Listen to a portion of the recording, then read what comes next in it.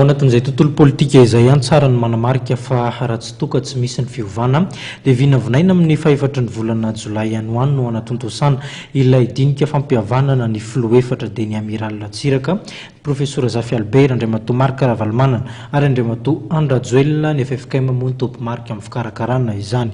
Fa natanteraka fianontam-panao gazety kosa ny maraina teo anivon'ny komandan'ny faripedidian'ny Gendarmerie-pirenena na ny CRGN teto Analamanga nandritra izany moa no nanaovan'izy ireo ny tatitra nandritra ny fankalazana ny fetim-pirenena. Mbola vola Ravafy Stefana Razafy Mandimby Atrano no mitondra ny andindinin'izay.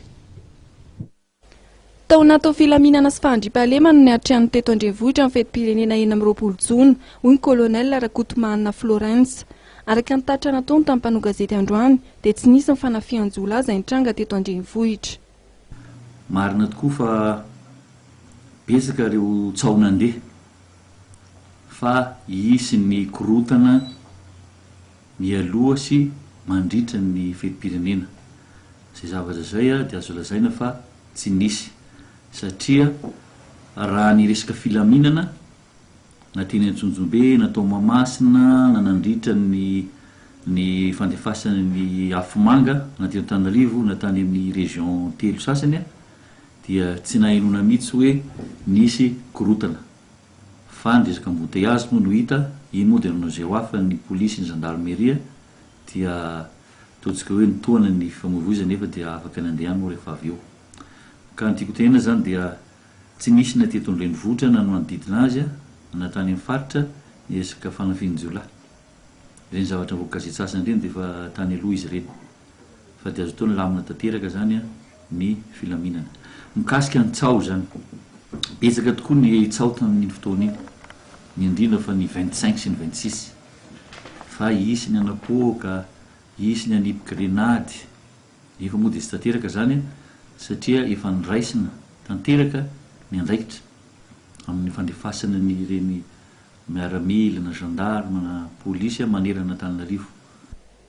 Araka ny fanazavana dia mitovy fisafona samihafa izay atao mitandro filaminana ary mitohy ihany koa ny fitratraham-baovao mahakasika ny fandriam-pahalemana amin'izao aorian'ny fetin'ny fahaleovan-tena izao. Tamin'ity herinandro ity dia natsony teo anivon'ny Gendarmerie-pirenena Andriamatoa Jean-Marc Combat izay mpiambina ny candidat Lalo Ravalomanana. Momba io dia manana ny fanazavana entiny lehibe amin'ny CIRGN.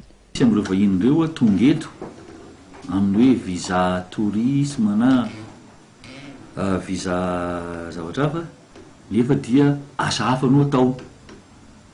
Misy ohatra ny tany didy misy Tailandais tonga eto visa touriste no idirany eto nefa dia tratra mitrandraka arena atsokosoko.